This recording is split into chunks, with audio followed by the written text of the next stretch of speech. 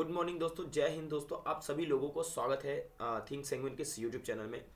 दोस्तों अभी हम इंग्लिश वॉल्यूम 1 जो कि नीतू मैम के द्वारा लिखा गया उसको पढ़ रहे हैं। तो दोस्तों मैं आपसे रिक्वेस्ट करूंगा कि इस किताब को आप खरीद लें ताकि मेरे साथ लाइन बाय लाइन पढ़ सके। बहुत बेहतरीन किताब है। अगर आप एसएससी की तैयारी कर रहे हैं तो ये किताब नहीं पढ़े तो आपका ग्रामर कंप्लीट ही नहीं है, या सीडीएस या एनडीए। बहुत अच्छा किताब है, कम समय में बहुत बेहतरीन लिखा हुआ। डे 1 का वीडियो आप जाकर अभी तुरंत देखिए ताकि आपका कंसेप्ट का क्लैरिटी और आ सके। तो चलिए बिना देर किए हम स्टार्ट करते हैं। दोस्तों इससे पहले मैंने आपको केन और कुड के बारे में बताया था। हमने वर्ब टॉपिक को स्टार्ट किया जिसे हम वर्ब भी बोलते हैं, और उसमें मैंने आपको केन और कुड का यूज़ दोस्तों बता दिया था। आज जो हम पढ़ने वाले हैं दोस्तों वो पढ़ेंगे मे, उसके बाद दोस्तों हम पढ़ेंगे माइट, और दोस्तों मस्ट के बारे में पढ़ेंगे। इस पे काफ़ी क्वेश्चन एग्जाम में आ जाते हैं। तो चलिए नीतू मैम के वॉल्यूम 1 का जो वर्ब टॉपिक है उसे खोलकर आप रख लीजिए। अगर नहीं भी है तो मेरे साथ आप जुड़िए और इस सेशन को एंजॉय कीजिए। देखिए इसके रूल नंबर 1 में लिखा हुआ है, ध्यान से समझिएगा, मैं डिटेल आपको बताऊंगा भी, कि मे का प्रयोग संभावना और निश्चितता के भाव को व्यक्त करने के लिए किया जाता है। दोस्तों मैं हिंदी मीडियम में बता रहा हूँ, इंग्लिश इसका ये हुआ कि जो मे का प्रयोग होता है हम लोग जो आपका एक प्रोबेबिलिटी होता है उसको हम दिखाने के लिए करते हैं, अनसर्टेनिटी को दिखाने के लिए करते हैं। तो जो प्रोबेबिलिटी होता है जिससे हम लोग कह सकते हैं संभावना, ठीक है। और दोस्तों अनिश्चितता, क्या बोल सकते हैं दोस्तों, अनिश्चितता। देखिए मैं आपसे रिक्वेस्ट करूंगा कि आप इस चैनल को प्लीज़ सब्सक्राइब कर दीजिए, काफ़ी मेहनत किया जाता है आपके लिए, ठीक है। देखिए इसके भाव को दिखाने के लिए ना हम मे का यूज करते हैं, ठीक है। जैसे हम बोलते हैं इट मे रेन टुडे, इसका मतलब आज बारिश हो सकता है, प्रोबेबिलिटी है आज बारिश हो सकता है, 50% चांस है, ठीक है। ओके दोस्तों, अब जो दूसरा इसमें प्रयोग दिया है दोस्तों वो दिया गया है कि मे का प्रयोग इच्छा को व्यक्त करने के लिए ऑप्टेटिव सेंटेंस में होता है।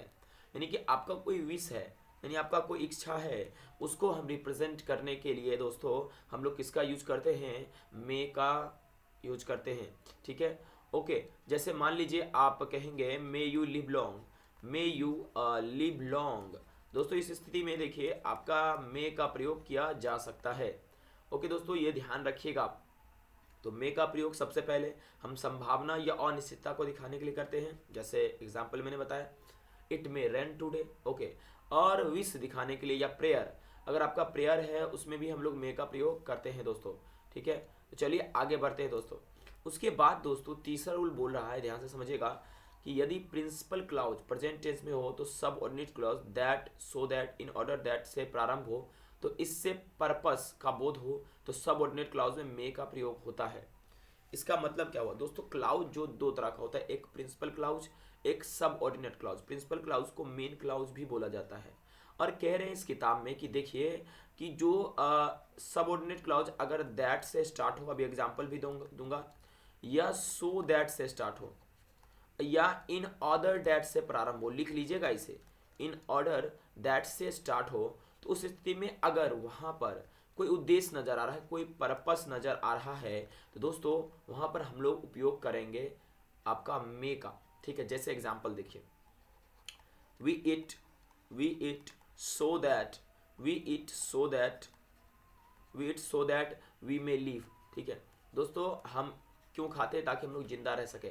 यहाँ पर हमारा खाने का उद्देश्य क्या है, हमारे खाने का यहाँ पर पर्पस क्या है दोस्तों, तो हमारे खाने का पर्पस यहाँ पर ये है कि हम लोग जिंदा रह सके दोस्तों, ठीक है। ओके, तो यहाँ पर जो पर्पस है हमारे ईटिंग करने का, हमारे खाने का जो पर्पस है, क्या है पर्पस, ताकि हम अपने लाइफ को अच्छे से बिता सके, जिंदा रह सके। ओके दोस्तों, तो चलिए, तो कभी भी देखिए यहाँ पर क्या है कि हाँ सो दैट का प्रयोग किया गया है, ठीक है। इस वजह से दोस्तों आपका इसमें यहाँ पर जो आपका क्या कहा जा रहा है, तो सबऑर्डिनेट क्लाउज में मे का प्रयोग होगा, तो ये हमारा सबऑर्डिनेट क्लाउज है और ये हमारा प्रिंसिपल क्लाउज है। इसके बाद सो दैट आया है, तो जो मेन क्लाउज यानी कि सबऑर्डिनेट क्लाउज है उसमें हम मे का प्रयोग करेंगे, क्योंकि यहाँ पर पर्पस दिख रहा है, ठीक है। वी एक एग्जाम्पल भी होते ले सकते हैं, we study hard so that we can we may get success, ठीक है। तो ये कुछ एग्जाम्पल हैं जिसे आप ध्यान में रखिएगा। ओके, चलिए आगे चर्चा करते हैं दोस्तों। अगला जो रूल 4 इसमें बताया गया है माइट के लेकर, किसको लेकर, माइट को लेकर। क्या बताया गया है, गौर से देखिएगा, आराम से समझिएगा। माइट का प्रयोग लेस पॉसिबिलिटी के लिए किया जाता है, ओके, जबकि मे का प्रयोग मोर पॉसिबिलिटी के लिए किया जाता है। मैं आपको एग्जाम्पल भी दूंगा। देखिए अगर मैं बोलूँ माइट, तो माइट का प्रयोग हम लोग किसके लिए दिखाते हैं, तो लेस पॉसिबिलिटी को, ठीक है।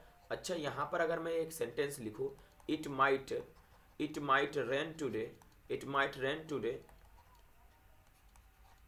तो दोस्तों यहाँ पर आपको क्या नजर आएगा, यहाँ पर 30% चांस नजर आएगा कि बारिश हो सकता है।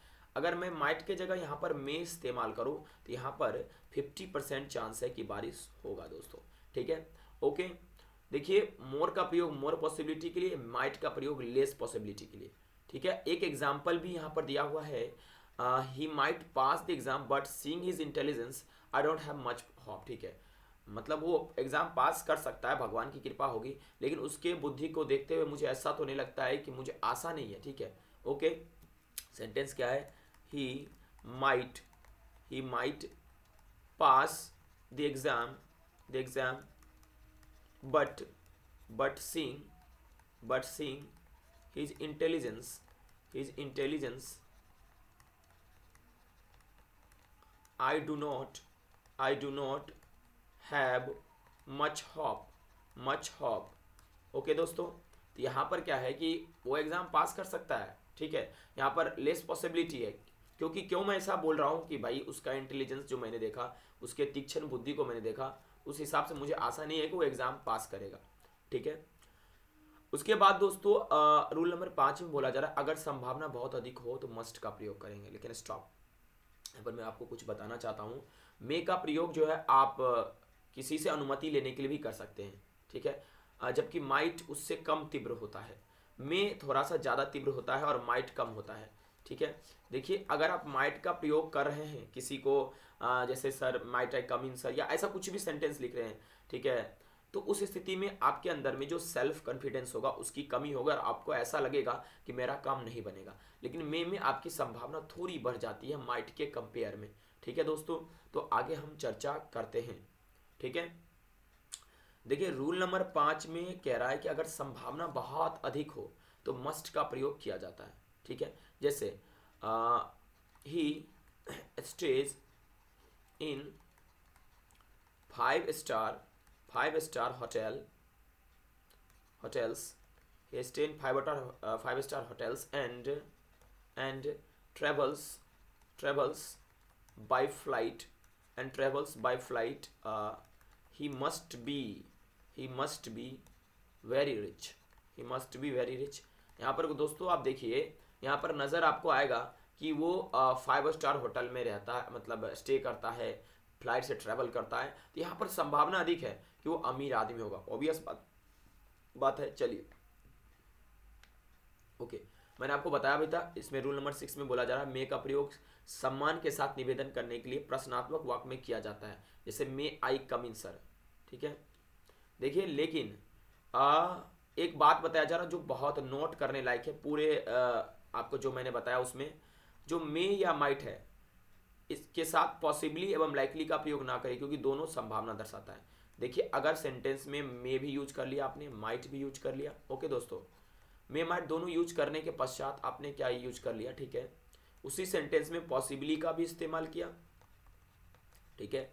इसके अलावा उसी सेंटेंस में आपने लाइकली को भी यूज किया। देखिए मे या माइट लगभग अर्थ समान देते हैं, पॉसिबली या लाइकली, और दोनों को एक साथ इस्तेमाल ना करें, क्योंकि दोनों को एक साथ इस्तेमाल करने से यहाँ पर हो जाता है रिडंडेंट, नेसेसरी से ज़्यादा हो जाता है चीज़ें। जैसे कि एग्जाम्पल देखिए, वी मे पॉसिबली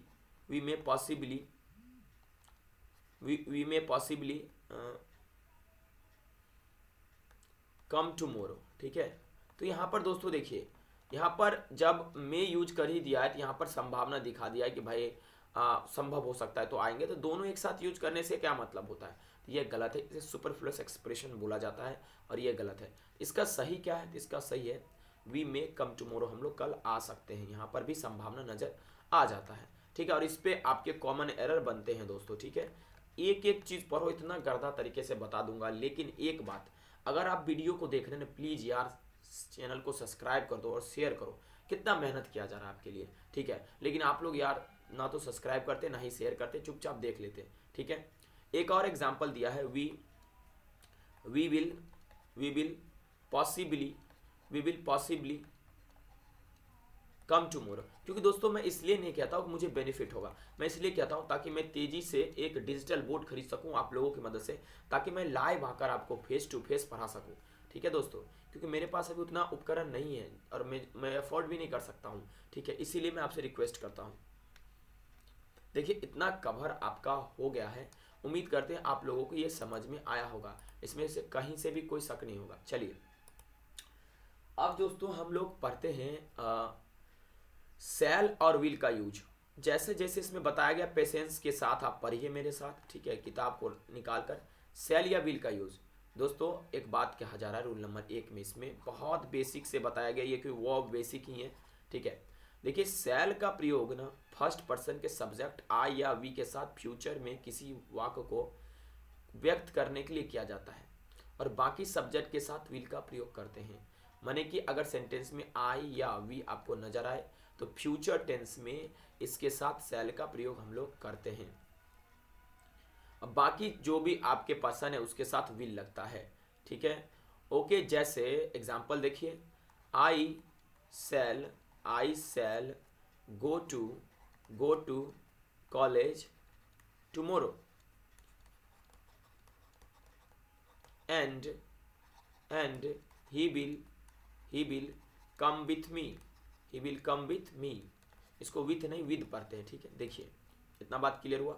आई के साथ हमने सेल लगा लिया और ही के साथ मैंने विल का प्रयोग किया, यानी आई वी और के साथ सेल और बाकी सब के साथ विल। दोस्तों यहाँ पर मॉडर्न इंग्लिश ग्रामर में क्या किया गया, आई और वी के साथ भी विल का प्रयोग आजकल किया जा रहा है, जो अब सक्रिय है, लेकिन इंट्रोगेटिव सेंटेंस में अब भी आई एवं वी के साथ सेल का प्रयोग होता है। ठीक है, देखिए दोस्तों ये तो उसके लिए है जब आप इंट्रोगेटिव ना लिखकर असर्टिव सेंटेंस लिखते हैं, जैसे आई विल सी यू।